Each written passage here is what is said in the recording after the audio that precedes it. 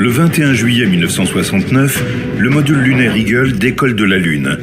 À son bord, Neil Armstrong et Buzz Aldrin. Ils vont aller s'arrimer au vaisseau en orbite dans lequel Michael Collins les attend. Les deux hommes viennent de marcher sur la Lune.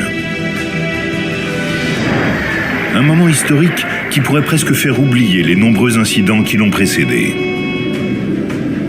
Le pire moment s'est produit à mi-chemin de la surface de la Lune. C'était abominable, abominable. Je craignais que nous ayons une surprise que personne n'ait envisagée. Très rapidement, le grand public va se désintéresser du programme Apollo, le programme le plus cher de l'histoire de la conquête spatiale. Seul le terrible suspense du vol Apollo 13 va de nouveau captiver le monde entier. Mais quand c'est devenu une question de vie ou de mort, les gens se sont passionnés pour cette mission. On nous a demandé si nous disposions d'une capsule de cyanure pour en finir. C'était un problème qu'on ne pouvait pas régler. Plus de 50 ans se sont écoulés et nous pensions tout savoir sur les missions Apollo. Mais ce programme de la NASA recèle encore bien des secrets qui attendent d'être révélés. C'est une chose que Neil m'a confiée et je ne trahirai jamais sa confiance.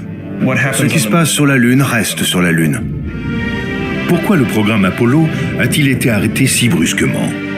Quels sont les derniers secrets de cette épopée qui a vu défiler 4 présidents à la Maison-Blanche, causer la mort de 3 astronautes et risquer bien d'autres catastrophes? Cette prodigieuse aventure n'est pas une fiction.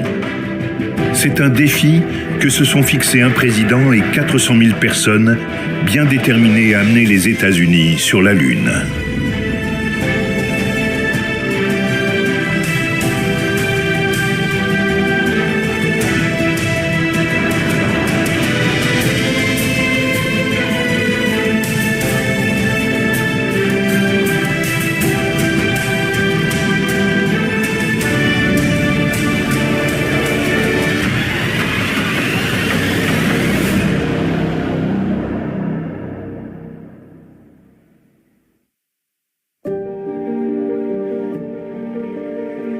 Avant de quitter la surface de la Lune, où ils ont séjourné plus de 21 heures, Neil Armstrong et Buzz Aldrin jettent par la porte du module lunaire un paquet contenant une plaque sur laquelle sont gravés les noms White, Grissom et Chaffee, les 3 astronautes de la mission Apollo 1 tués dans un incendie. Mais il y a aussi dans ce paquet des objets plus personnels autorisés par la NASA. Nous avions le droit d'emporter un PPK, un kit de préférence personnelle. Il devait être très petit, léger et enveloppé sous vide. En ce qui me concerne, j'avais demandé à ma famille et à mes amis ce qu'ils voulaient que j'emporte pour eux. Le contenu du PPK de Neil Armstrong n'a jamais figuré dans aucun compte-rendu de la mission. Il contenait peut-être un objet ayant appartenu à sa fille Karen, décédée à l'âge de 2 ans et demi. Neil avait perdu sa fille qu'il surnommait Muffy. Il avait survolé un petit cratère de la Lune qu'il avait qualifié de bébé cratère et baptisé le cratère de Muffy. Il a aussi laissé sur la Lune un objet qui avait appartenu à Muffy.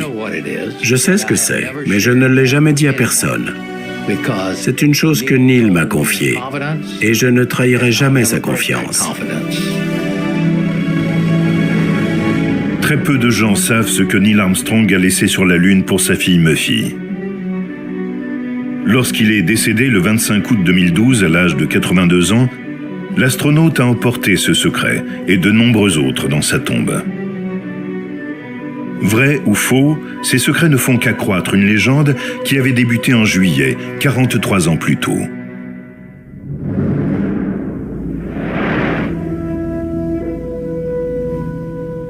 Le 16 juillet 1969, à 9h32 heure de la Floride, une foule immense s'amasse au Cap Canaveral, autour des tribunes officielles.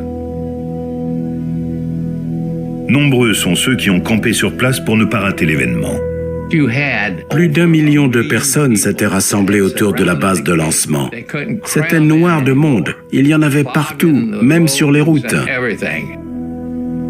3500 journalistes sont venus des 4 coins du monde pour assister à une grande première. Le décollage de la fusée Saturne V qui doit emmener 3 hommes sur la Lune. Au sommet de la fusée, à une centaine de mètres de hauteur et assis sur l'équivalent de plus de 500 tonnes de TNT, les 3 astronautes attendent le compte à rebours. L'équipage, il est dans un tout petit habitacle tout en haut. C'est-à-dire que seulement 1% de tout ce qui décolle est utile en fin de compte et va servir à la mission d'aller sur la Lune et de revenir. La fusée Saturne V, en dehors de la bombe atomique, au moment où elle décolle, c'est l'objet humain qui fait le plus fort bruit jamais enregistré. Lors du premier lancement d'Apollo 4 en 1967, les vibrations étaient telles qu'à 5 km de là, les plaques du toit de la tribune de presse se sont effondrées, les vitres vibraient. Dans la foule qui voit la formidable fusée disparaître dans le ciel bleu de la Floride, personne ne pense aux défis qu'ont dû relever les ingénieurs qui l'ont conçue. En effet, quand au début des années 60, John Kennedy lance le programme de conquête de la Lune, il semble impossible qu'un tel engin puisse jamais voir le jour. En 1961, ni les États-Unis ni l'Union soviétique n'avaient de fusée suffisamment puissante pour envoyer les astronautes sur la Lune et les ramener sur Terre. Aucune fusée de ce genre n'avait jamais été construite, et personne n'était sûr qu'elle puisse fonctionner. Les États-Unis ne reculeront devant rien pour accomplir cet exploit. La NASA ira jusqu'à engager le seul homme capable de concevoir un tel engin. Et le nommera directeur du centre de vol spatial Marshall de la NASA. Werner von Braun, brillant ingénieur allemand et sympathisant d'Adolf Hitler.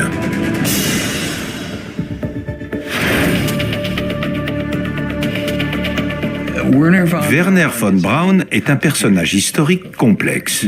C'était un nazi. Les gens qu'il a amenés avec lui avaient tous travaillé pour la cause nazie.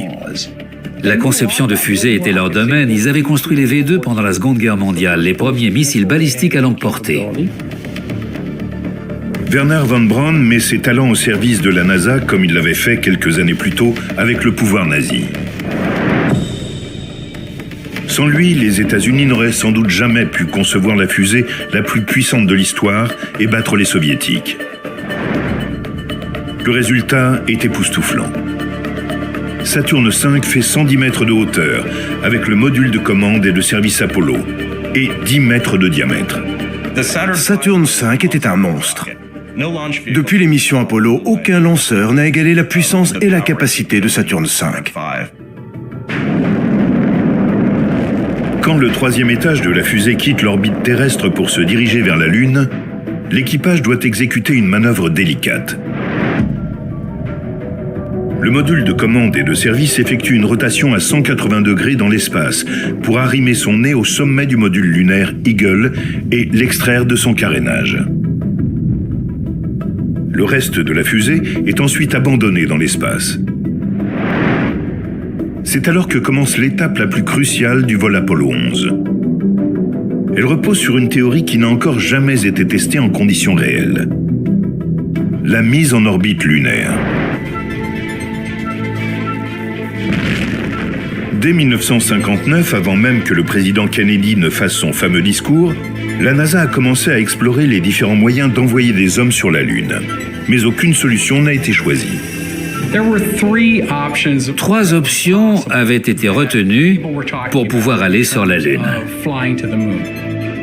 Au départ, les ingénieurs avaient envisagé de n'envoyer qu'une seule fusée qui redécollerait ensuite de la Lune.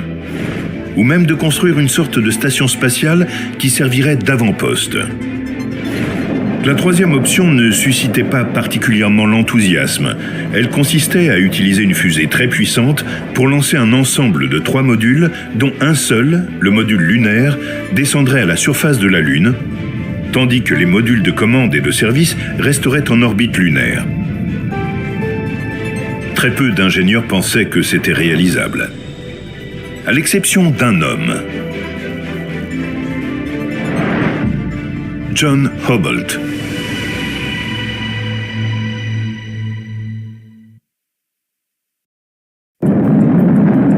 Parmi les différentes techniques envisagées pour envoyer un homme sur la Lune, l'idée d'utiliser une fusée destinée à propulser 3 modules à destination était loin de faire l'unanimité. Il a fallu la persévérance acharnée d'un homme pour qu'elle puisse voir le jour. John Hubble n'était que l'un des très nombreux ingénieurs qui travaillaient sur ces différentes techniques.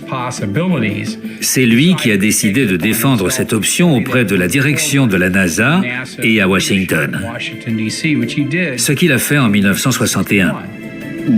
Un rendez-vous en orbite lunaire était plus complexe avec des objets en mouvement. Mais c'était un problème qui pouvait se régler avec des techniques très pointues d'arrimage et de calcul de trajectoire. La direction de la NASA est finalement convaincue. En 1962, c'est la technique du rendez-vous en orbite lunaire qui est choisie pour effectuer un aller-retour sur la Lune.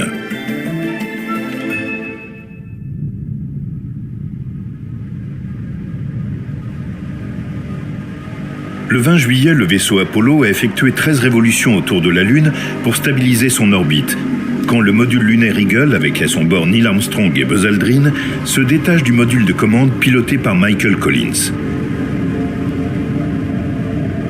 Pour la première fois de l'histoire, 2 astronautes se dirigent vers la Lune pour s'y poser. À Houston, tous les ingénieurs présents dans la salle de contrôle retiennent leur souffle.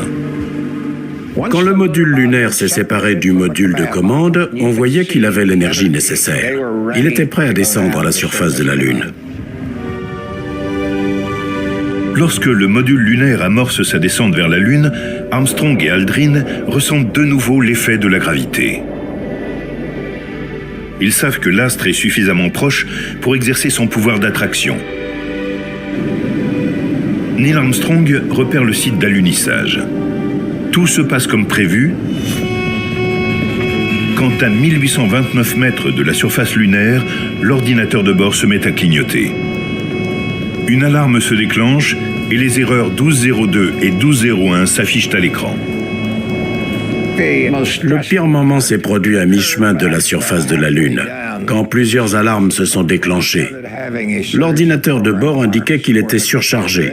Il ne pouvait pas effectuer toutes les tâches et allait se concentrer sur l'essentiel, les systèmes de guidage, de navigation et de contrôle. Lors de simulations effectuées 2 jours plus tôt, ils avaient découvert qu'en mettant en route les 2 systèmes de bord pour l'alunissage, les capacités de l'ordinateur allaient saturer et déclencher une alarme de type 1201. Accaparé par ces alarmes, Armstrong ne s'aperçoit pas que l'ordinateur les guide droit sur le versant rocheux d'un cratère. La trajectoire que suit le module va le faire entrer en collision avec la surface lunaire. C'est alors qu'un événement extraordinaire se produit dans le cockpit.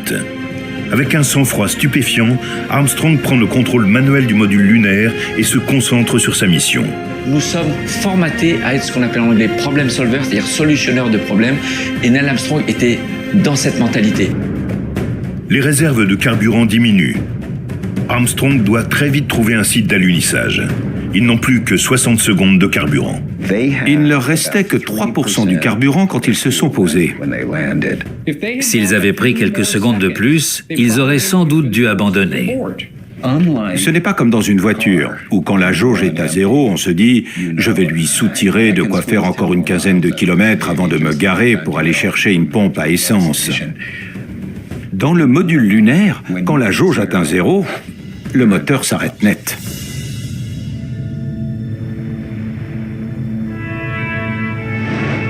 Alors que le réservoir du module lunaire est pratiquement vide, Armstrong réussit à se poser dans la mer de la tranquillité le dimanche 20 juillet 1969 à 15h17 et 39 secondes, heure de Houston.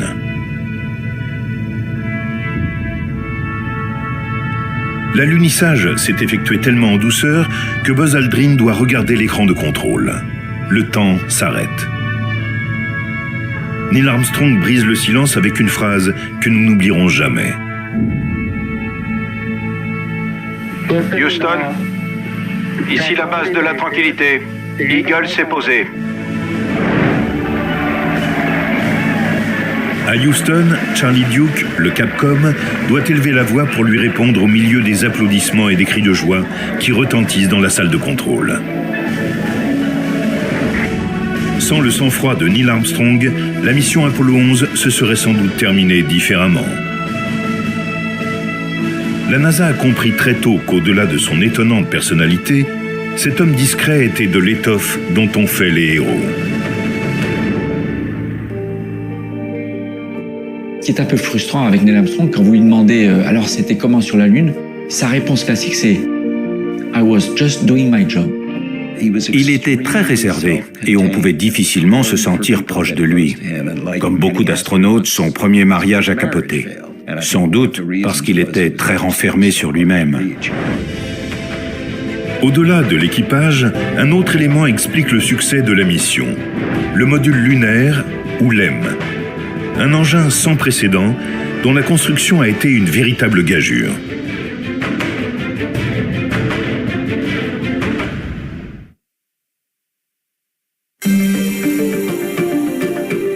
La NASA sait qu'elle n'a pas le droit à l'erreur pour la conception du module lunaire. Elle fait appel à la société Grumman, l'un des plus gros constructeurs d'avions militaires et civils. La conception du LEM va néanmoins être très laborieuse. L'engin doit être parfait, infaillible et extrêmement léger. Au début, Grumman a imaginé une cabine sphérique avec de grandes baies vitrées, avec des sièges pour les pilotes. Et les baies vitrées, si on veut qu'elles soient étanches, elles sont très lourdes. Donc on a commencé à supprimer des baies vitrées. On a aussi évidemment enlevé les sièges des pilotes. Lorsque Grumman remporte l'appel d'offres de la NASA en 1962, un budget de 350 millions de dollars est alloué à la conception d'un module destiné à voler uniquement dans le vide de l'espace, contrairement au module de commande. L'enveloppe extérieure du module lunaire n'était pas plus épaisse que 3 feuilles d'aluminium. S'ils n'y prenaient pas garde, les astronautes pouvaient le transpercer d'un coup de pied. Ils ont pu y dormir dans des hamacs pendant qu'ils étaient sur la Lune. Ce n'était pas le Ritz question confort, mais il y avait la place nécessaire. À la fin de l'année 1964, les plans du module sont enfin prêts. Grumman fabrique de nombreux prototypes avant de livrer une première version du module à la NASA. Si des tests complémentaires n'avaient pas été effectués, Apollo 11 n'aurait jamais atteint la Lune. Le module est bâclé. Il a été fabriqué à la va-vite et les essais sont catastrophiques. Le module lunaire, quand il a été livré à la NASA, présentait d'énormes défauts. En particulier, il avait beaucoup de fuites au niveau des réservoirs et des tuyaux qui acheminaient le carburant. En fait, ça ressemblait à une passoire. Les précédentes missions Apollo ont permis de peaufiner le module.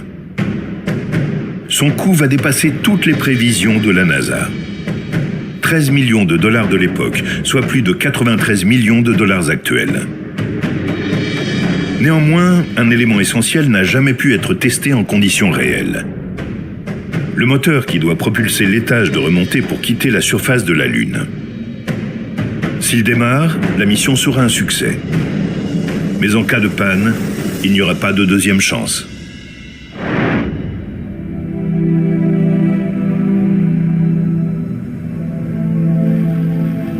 Neil Armstrong et Buzz Aldrin essaient de ne pas penser à cette partie de leur mission. Pour l'instant, ils sont entourés par un silence absolu. Ils se trouvent sur un corps céleste désolé et stérile. Mais qui sera le premier à poser le pied sur ce sol vierge? En coulisses, la décision de la NASA aurait engendré de nombreuses polémiques et des déceptions qui resteront à jamais dans l'ombre. Buzz Aldrin a cru pendant longtemps qu'il serait le premier à marcher sur la Lune. Je pense que cette histoire a été mal gérée, notamment par Dick Slayton, qui était le chef des astronautes à l'époque, qui a laissé un flou monumental, alors que tout le monde voulait savoir. Celle-ci est cependant logique. En tant que pilote du module, Neil Armstrong sera le plus proche de la porte et pourra par conséquent sortir plus facilement le premier. Bien sûr que Buzz Aldrin aurait adoré être le premier homme sur la Lune, mais il n'était pas le commandant de la mission. Et d'autre part, cette décision ne lui appartenait pas. À 21h56 heure de Houston, après avoir mis de longues minutes pour franchir l'écoutille, Neil Armstrong pose le pied sur l'échelle qui le sépare de la surface de la Lune. Le monde entier retient son souffle. Ce moment va devenir capital dans l'histoire de l'humanité.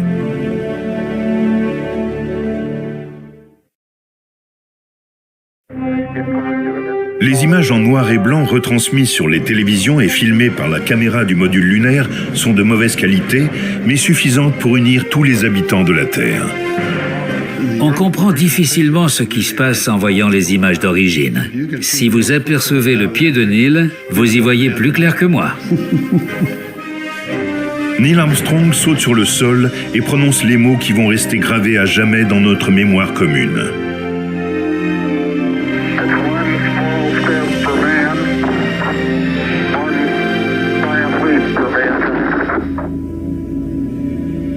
Ces mots sont-ils prémédités ou tout simplement improvisés? Jusqu'à sa mort en 2012, Neil Armstrong réitérera la même réponse. Ces mots lui sont venus en posant le pied sur la Lune, pas avant.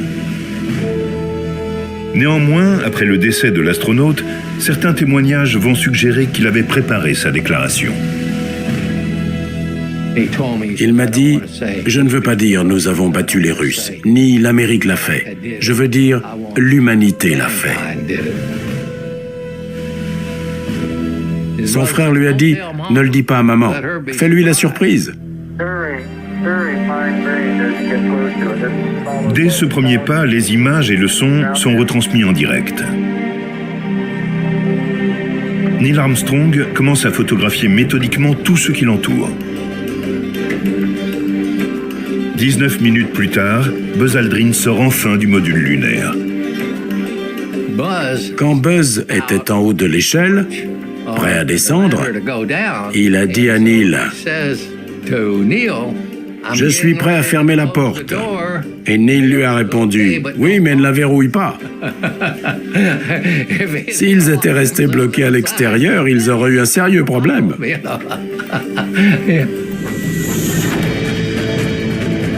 Avant de quitter l'échelle, Buzz fait quelques vérifications et saute sur le sol lunaire. Les deux hommes doivent ensuite suivre la série d'instructions cousues sur la manche de leur combinaison. L'activité extravéhiculaire se déroule sans encombre. Sur Terre, la tension reste néanmoins à son comble. La survie des astronautes repose entièrement sur un élément, leur combinaison spatiale. Pour beaucoup de personnes, c'est juste une enveloppe étanche, mais c'est beaucoup plus que ça. Il y a à l'intérieur un système qui contrôle la pression, la température, la composition de l'atmosphère intérieure. C'est un véritable vaisseau spatial à lui tout seul. La conception de cet exploit technique sans précédent a pris 5 ans. Chaque combinaison va coûter plus de 100 000 $, mais le fabricant a reçu carte blanche. Nous n'avions pratiquement aucune limite. Ils ont dépensé une fortune pour mettre au point ces combinaisons. Faite de 25 couches superposées, la combinaison va devoir protéger l'astronaute des météorites et des différences extrêmes de température. Mais avant la mission Apollo 11, elle n'a encore jamais été testée en conditions réelles. Je craignais que nous n'ayons une surprise que personne n'ait envisagée. Mais non, tout était exactement comme nous l'avions imaginé. La mission Apollo 11 comporte de nombreux actes symboliques, comme le fait de planter le drapeau américain. Contrairement à ce que veut la légende, la NASA a longuement hésité avant d'envoyer un tel signal. Et le Stars and Stripes n'a été placé à bord du module que très peu de temps avant le décollage. La Lune étant dépourvue d'atmosphère et donc de vent, le drapeau est maintenu tendu par une baguette. Au moment où Armstrong et Aldrin déploient le drapeau américain, finalement c'est le symbole de la réussite. À ce moment-là, alors que les astronautes décrivent tout ce qu'ils font et tout ce qu'ils vont faire, il n'y a plus de mots. Ça dure peut-être 10 minutes, ce qui est extrêmement long.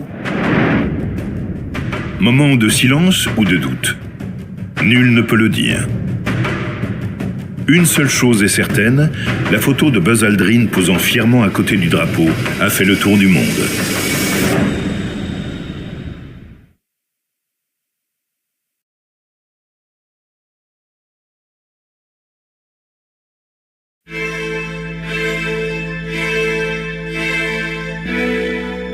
La mission est interrompue par un appel téléphonique de Richard Nixon, le président des États-Unis.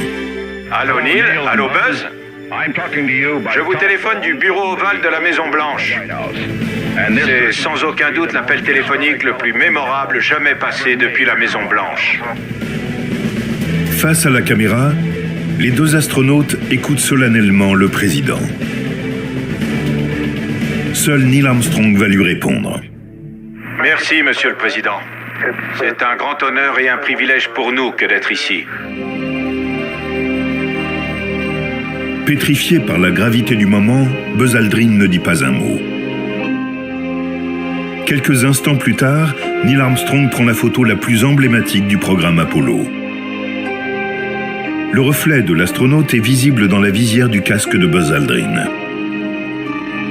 C'est la seule image claire de Neil Armstrong sur la Lune. Elle est mythique, cette photo. Elle est mythique et en fait, c'est la première photo liée au programme Apollo que j'ai eu affichée dans ma chambre quand j'étais gamin.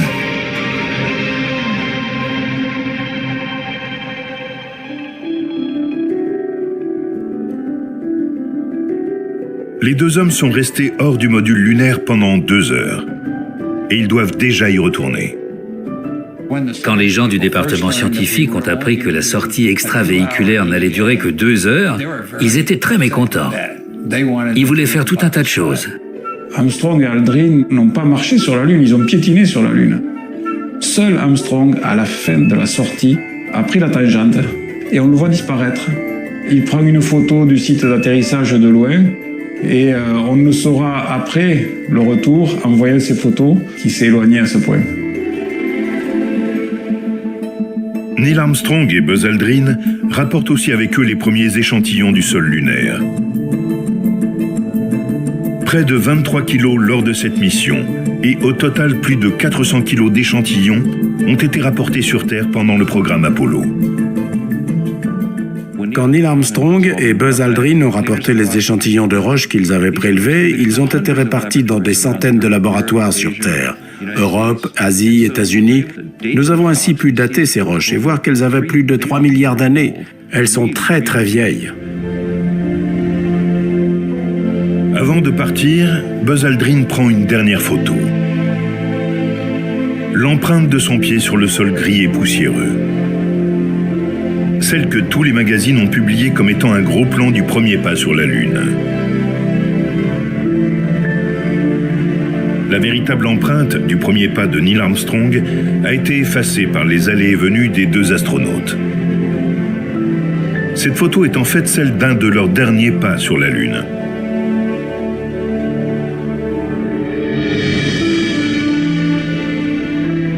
Les deux hommes remontent l'un après l'autre l'échelle pour regagner l'étage supérieur du module lunaire. La mission a été filmée du début à la fin. Et pourtant, certains détails ont soulevé de nombreuses questions. Comme de savoir si Neil Armstrong avait laissé quelque chose sur la Lune pour sa fille décédée. Ce qui se passe sur la Lune reste sur la Lune. Et à ce jour, nous ne savons pas exactement ce que les astronautes ont fait, ce qu'ils ont laissé et ce qu'ils ont emporté.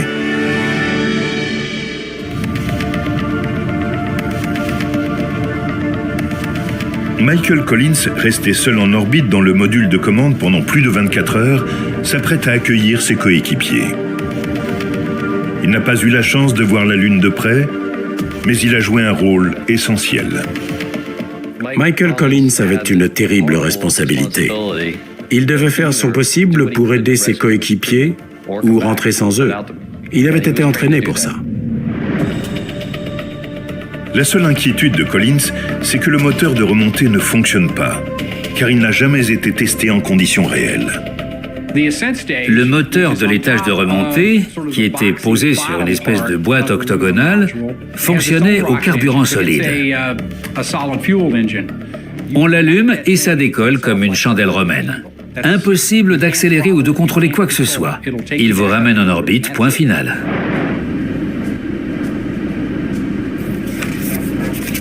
L'instant est tellement tendu que Buzz, engoncé dans son costume, casse un des boutons de mise à feu du moteur en entrant dans le module.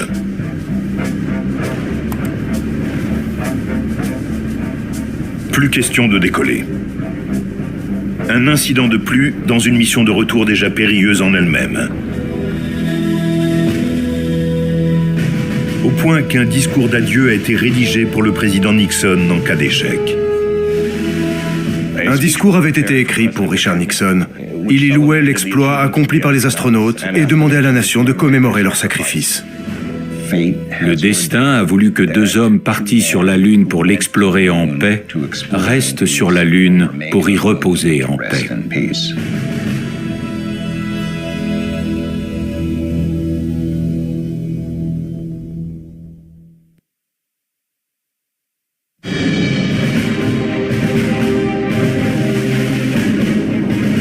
Si Buzz Aldrin n'avait pas eu l'idée ingénieuse d'utiliser un vulgaire stylo pour enfoncer le bouton cassé, Nixon aurait dû lire cet éloge funèbre.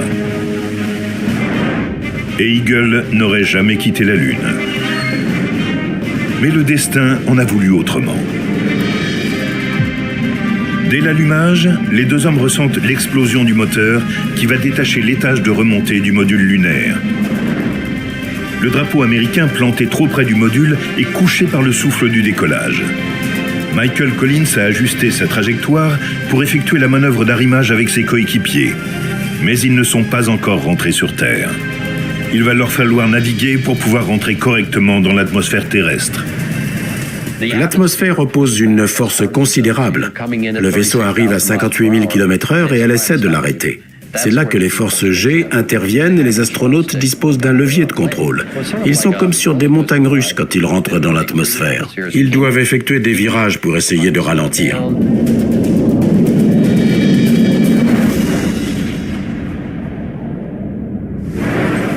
Le 24 juillet 1969, près de 200 heures après avoir quitté la Terre, la capsule Apollo 11 plonge dans l'océan Pacifique. La capsule a été désinfectée, les astronautes ont été mis en quarantaine dès leur arrivée.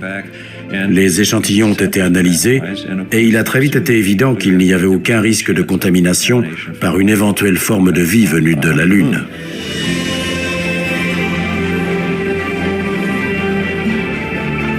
Les 3 astronautes partent faire le tour du monde. Le programme Apollo devient le symbole de la superpuissance américaine. L'aventure aurait pu s'arrêter avec cette victoire. À peine la mission Apollo 11 achevée, nous avons commencé à préparer Apollo 12. Nous n'avions pas le temps de réfléchir au passé, il fallait penser à l'avenir.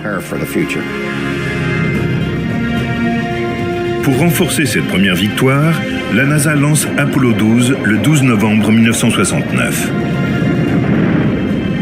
La mission est un succès. Les astronautes effectuent 2 excursions extravéhiculaires et passent plus de 31 heures à la surface de la Lune. Et pourtant, la mission ne captive pas le grand public. Le défi lancé par le président Kennedy a été relevé, l'exploit est colossal, mais la NASA décide néanmoins de poursuivre avec Apollo 13, la mission de trop. Le pays ne s'y intéressait plus. Mais quand c'est devenu une question de vie ou de mort, les gens se sont passionnés pour cette mission.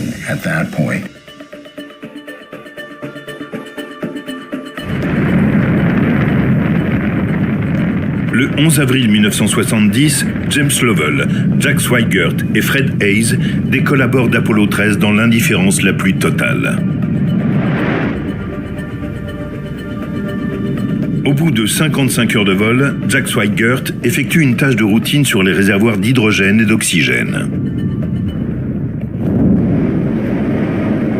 Quelques minutes plus tard, les astronautes ressentent une secousse et le vaisseau se met à vibrer. Les deux modules étaient en métal. C'était comme si on était à l'intérieur d'une grande boîte de conserve et que quelqu'un s'était mis à taper dessus avec une massue. C'est un peu le genre de bruit que ça faisait. Le réservoir d'oxygène numéro 2 vient d'exploser, mais les trois hommes ne le savent pas encore. Ils croient avoir heurté une météorite. James Lovell avait déjà commencé à remonter le tunnel pour retourner au vaisseau principal et il avait appelé pour dire « Houston, nous avons eu un problème ». Houston, nous avons eu un problème. D'abord, on leur a dit « On va arranger ça, continuez ». Mais en l'espace de quelques minutes, nous avons compris que c'était un problème qu'on ne pouvait pas régler. Les alarmes et les signaux d'urgence se déclenchent. La tension des systèmes électriques chute. En quelques instants, ce qui semblait être un léger problème devient une situation désespérée. Dépourvus d'énergie et d'oxygène, les astronautes n'ont aucune chance de s'en tirer. Les probabilités étaient terribles. Rester coincé dans l'espace, ne jamais rentrer, se retrouver peu à peu à court d'oxygène, s'écraser à la surface de la Lune, ou encore brûler vif quand leur capsule allait effectuer sa rentrée dans l'atmosphère trop rapidement, laissant les astronautes à l'état de cendres flottant dans l'air. J'ai eu immédiatement une boule au creux de l'estomac, car j'ai compris qu'on n'allait pas l'unir.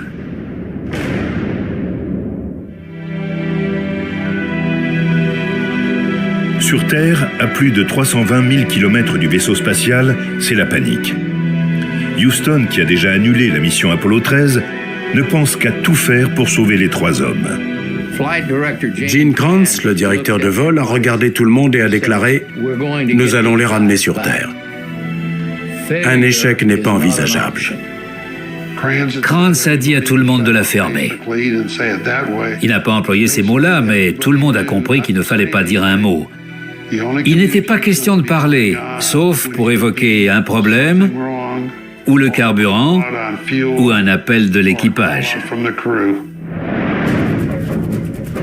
Gene Kranz décide alors d'essayer une méthode jamais employée. Pour éviter d'épuiser les réserves et gagner du temps, il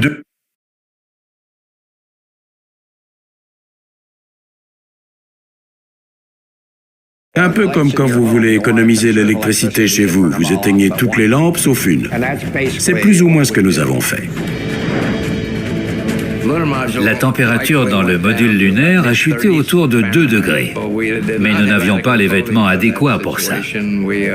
Nous avons fini par enfiler nos 3 sous-vêtements de rechange. Nous ne pouvions pas faire mieux.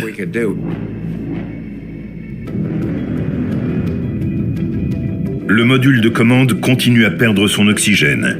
Et Houston prend la seule décision pouvant éventuellement assurer la survie des trois hommes. L'équipage quitte le module de commande pour prendre place dans le module lunaire Aquarius, qui n'a subi aucun dégât.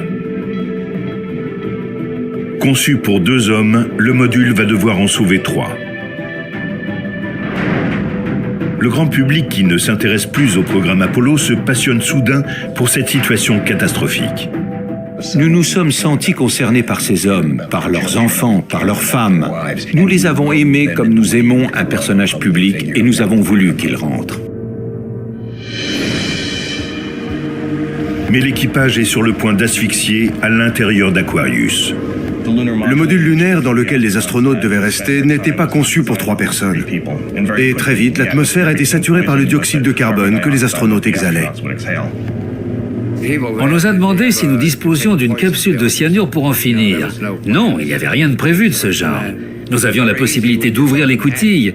Nous étions dans l'espace et nous aurions disparu en un clin d'œil. Il était inutile d'emporter quoi que ce soit. Très vite, Houston a une idée brillante.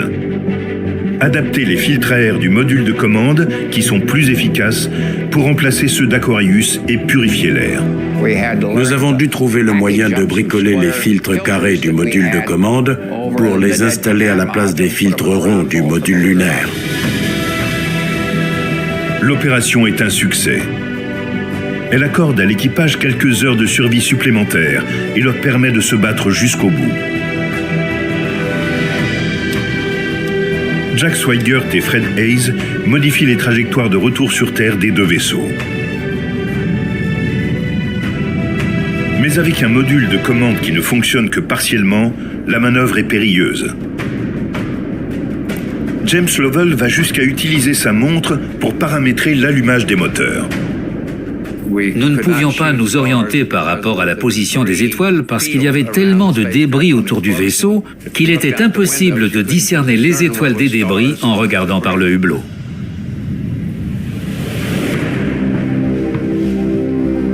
Les communications radio sont interrompues pendant plus de 5 longues minutes. Houston est dans l'impossibilité de savoir si le vaisseau transportant les 3 hommes a pris la bonne trajectoire. La tension est intenable. C'était abominable, abominable. Et quand ils sont revenus en ligne 5 minutes plus tard et ont dit « Ici Apollo 13, bien reçu », nous étions sidérés. C'était comme un miracle. Le 17 avril 1970, Apollo 13 amérit sans encombre dans l'océan Pacifique. Le monde entier a suivi l'incroyable aventure des 3 astronautes.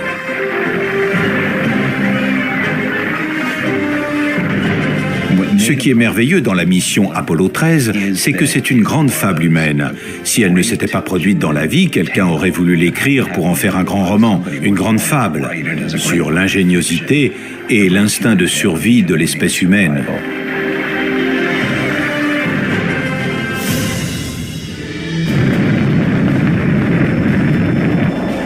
Le dernier chapitre de l'aventure Apollo est beaucoup moins joyeux. La NASA a prévu de poursuivre le programme jusqu'à la mission Apollo 20. Mais la mésaventure d'Apollo 13 et la guerre du Vietnam modifient les priorités politiques. Et le 20 septembre 1970, la NASA annonce l'arrêt définitif du programme, malgré la construction récente de 3 fusées Saturne V. Apollo 17 sera l'ultime mission. Nous avons choisi d'aller sur la Lune durant cette décennie. John Kennedy avait galvanisé une nation tout entière et emmené 12 astronautes sur la Lune. Mais Richard Nixon était l'homme qui allait briser le rêve. Quand le président a dit « ce sera sans doute la dernière fois de ce siècle », nous avons pensé « grand Dieu, nous avons travaillé dur, nous sommes allés sur la Lune, nous avons accompli toutes ces choses et nous n'allons plus y retourner. Nous abandonnons notre position de force. » Nixon envisage ouvertement qu'avant la fin du XXe siècle, on ne retourne pas sur la Lune. En fait, il avait ô combien raison, puisque même à ce début du XXIe siècle, personne n'y est retourné.